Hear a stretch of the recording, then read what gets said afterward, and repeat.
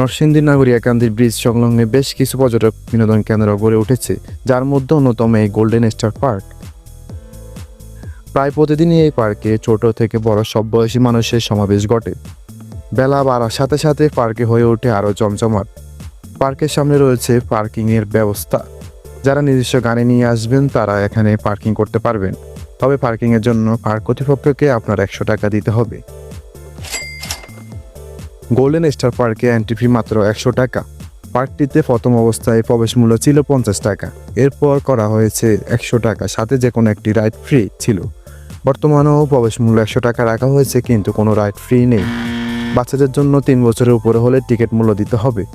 পার্কটি প্রতিদিন সকাল 9টা থেকে রাত 7টা পর্যন্ত খোলা থাকে। আগে বলে রাখা ভালো, গোল্ডেন স্টার পার্কটি 2 ভাগে ভাগ করা এবং এর প্রবেশ পথ 2টি। একটি নাগরিয়াকান্দি ব্রিজের পাশেই, আরেকটু সামনে গেলেই পাবেন। পার্কটির ভিতরে এক পাশ থেকে অন্য পাশে যেতে হলে এই ব্রিজটি ব্যবহার করতে হবে। আমরা এখন 1 নম্বর গেট দিয়ে প্রবেশ করব।